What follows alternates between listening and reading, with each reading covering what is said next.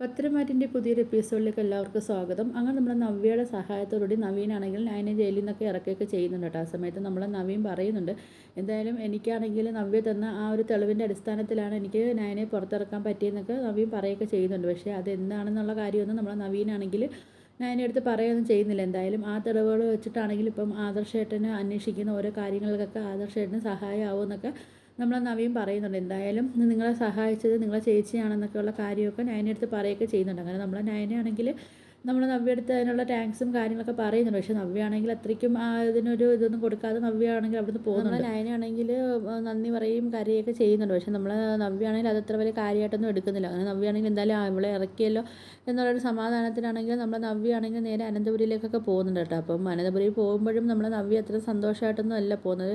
ആ ഒരു ടെൻഷനായിട്ടൊക്കെ അവിടെ പോവുകയൊക്കെ ചെയ്യുന്നത്. പിന്നെ ആണെങ്കിൽ നമ്മൾ ഇതിനിടയ്ക്കൂടെ നമ്മൾ മുത്തശ്ശനാണെങ്കിൽ നവ്യടുത്താണെങ്കിൽ എല്ലാ കാര്യങ്ങളൊക്കെ പറഞ്ഞിട്ടുണ്ടായിരുന്നു. ആ കാര്യം നമ്മൾ നയനയ്ക്കാണെങ്കിലും അതോ വേറെ ആർക്കും അറിയത്തില്ല. മുത്തശ്ശന് നവ്യടുത്ത് ഇങ്ങനെ കാര്യങ്ങളൊക്കെ പറഞ്ഞിട്ടുള്ള കാര്യമൊന്നും അറിയത്തില്ലായിരുന്നു. മുത്തശ്ശിയുടെ മാത്രമേ പറഞ്ഞിട്ടുള്ളായിരുന്നു.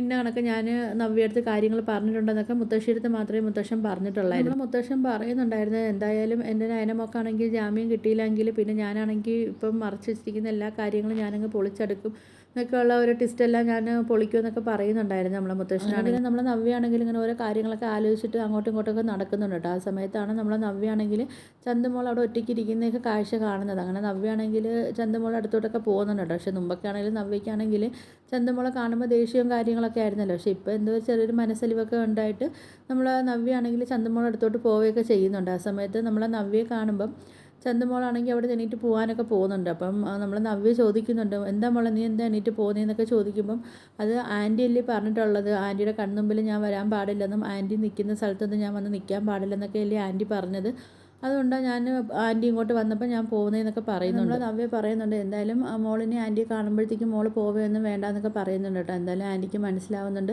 ആൻറ്റിയുടെ കുഞ്ഞിനെ കണക്കല്ലേ മോൾ ഇച്ചിരി മുതിർന്നൊരു കുഞ്ഞാണെന്നല്ലേ ഉള്ളൂ, കുഴപ്പമൊന്നുമില്ല, മോളെന്തായാലും ഇനി ആൻറ്റിയെ കാണുമ്പോൾ പോകണ്ടെന്നൊക്കെ പറഞ്ഞിട്ട് നമ്മൾ നവ്യ ആണെങ്കിൽ ചന്ദമോളടുത്ത് ഇങ്ങനെ സംസാരിക്കുകയൊക്കെ ചെയ്യുന്നുണ്ട് കേട്ടോ. എന്നിട്ട് പറയുന്നുണ്ട്, എന്താ പറ്റി മോളെന്താ ഇങ്ങനെ വിഷമിച്ചിരിക്കുന്നതെന്നൊക്കെ ചോദിക്കുന്നുണ്ട്. നമ്മൾ ചന്ദമോളാണെങ്കിൽ ഒന്നുമില്ല എന്നൊക്കെ പറഞ്ഞിട്ട് ചന്ദമോൾ ഒഴിഞ്ഞ് മാറുകയൊക്കെ ചെയ്യുന്നുണ്ട് കേട്ടോ. ആ സമയത്താണെങ്കിൽ നമ്മൾ നവ്യ പറയുന്നുണ്ട്, എന്താ മോളോ എൻ്റെ അടുത്ത് പറ, മോളെ നയനാമ്മയെ കണക്ക് അല്ലേ ഞാനും എന്നൊക്കെ പറയുന്നുണ്ട് കേട്ടോ. അതിപ്പം നമ്മൾ ചന്ദമോൾ പറയുന്നുണ്ട്, അതൊന്നുമില്ല, എൻ്റെ നയനാമ്മ ഇവിടുന്ന് പോയതിന് ശേഷമാണെങ്കിൽ എൻ്റെ അടുത്ത് ആരും ഒരു സ്നേഹമോ അടുപ്പമോ ഒന്നും കാണിക്കുന്നില്ല.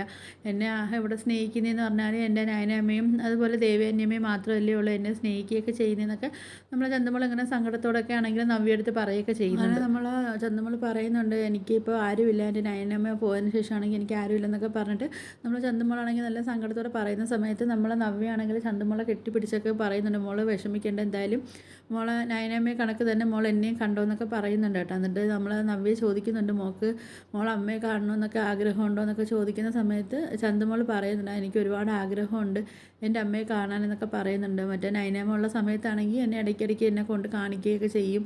പക്ഷേ ഇപ്പം നയനമ്മ ഇല്ലാത്തതുകൊണ്ടാണെങ്കിൽ എനിക്ക് എൻ്റെ അമ്മയെ കാണാൻ പറ്റുന്നില്ല എന്നൊക്കെ പറയുന്നുണ്ട്. അപ്പോൾ അതിനെനിക്ക് ഒരുപാട് വിഷമങ്ങളൊക്കെ ഉണ്ടെന്നൊക്കെ പറയുന്നുണ്ട് കേട്ടോ. അപ്പോൾ നമ്മളെ നവ്യ പറയുന്നുണ്ട്, എന്തായാലും മോൾ സങ്കടപ്പെടേണ്ട, എന്തായാലും ആൻറ്റി എന്തായാലും മോളെ കൊണ്ടുപോകാമെന്നൊക്കെ പറയുന്നുണ്ട് കേട്ടോ. മോൾ അമ്മയെ കാണിക്കാൻ വേണ്ടി കൊണ്ടുപോകാം, പക്ഷേ ആൻറ്റി ഇങ്ങനെ പറഞ്ഞ കാര്യം മോൾ ഇവിടെ ആരുടെ പറയരുതെന്നൊക്കെ പറയുന്നുണ്ട്. എന്തായാലും നമുക്ക് ഇവിടുന്ന് പുറത്ത് പോകാം, പുറത്ത് പോകുന്ന പേരും പറഞ്ഞിട്ടാണെങ്കിൽ നമുക്ക് പോയാണെങ്കിൽ മോൾ അമ്മയാണെങ്കിൽ ആൻറ്റി കാണിച്ചു തരാമെന്നൊക്കെ പറയുന്നുണ്ട് കേട്ടോ. അപ്പോഴത്തേക്കും നമ്മൾ ചന്ദമൊക്കെയാണെങ്കിൽ കുറച്ച് സന്തോഷമൊക്കെ ആവുന്നുണ്ട്, എന്തായാലും അമ്മയെ കാണാൻ പോകാമല്ലോ എന്നൊക്കെ ഉള്ളൊരു സന്തോഷമൊക്കെ ഉണ്ട്. അങ്ങനെ നമ്മൾ നവ്യാണെങ്കിൽ ഇങ്ങനെ ചന്ദമോളെ കെട്ടിപ്പിടിച്ചിട്ട് ഇങ്ങനെ ഓരോ കാര്യങ്ങളൊക്കെ ആലോചിക്കുന്നുണ്ട്, എന്ത് ഞാൻ ഈ കൊച്ചിൻ്റെ അടുത്ത് എന്തിനാണ് ഇങ്ങനെ തെറ്റ് ഇതാക്കുന്നത്, കാര്യം അഭി ചെയ്തത് ഒരു തെറ്റിന് വേണ്ടി ഞാൻ ഈ പാവം കുഞ്ഞിനെ എന്തൊക്കെ ഞാൻ പറഞ്ഞു, ഈ കൊച്ചാണെങ്കിൽ എന്ത് തെറ്റാണ് ചെയ്തത്, അതിനാണെങ്കിൽ ഒരു കാര്യങ്ങളും അറിയത്തില്ലല്ലോ, അതിന് ഈ സ്നേഹം കിട്ടേണ്ട ആ ഒരു പ്രായത്തിൽ ഞാൻ എന്തിനാണ് അതിനെ ഇങ്ങനെ ഇതാക്കുന്നതെന്നൊക്കെ പറയുന്നത്, നീതി ചെയ്ത കാര്യത്തിന് വേണ്ടി ഞാൻ എന്തിനാണ് ഈ കുഞ്ഞിനെ മാത്രം ഇങ്ങനെ ഇതിൻ്റെ അടുത്ത് ദേഷ്യം കാണിക്കുന്നതെന്നൊക്കെ ആലോചിച്ചിട്ട് നമ്മൾ നവ്യയ്ക്കാണെങ്കിൽ ഇപ്പോൾ ചന്തമോളത്തെ സ്നേഹവും കാര്യങ്ങളൊക്കെ ആവുന്നുണ്ട് കേട്ടോ. ആ സമയത്ത് നമ്മൾ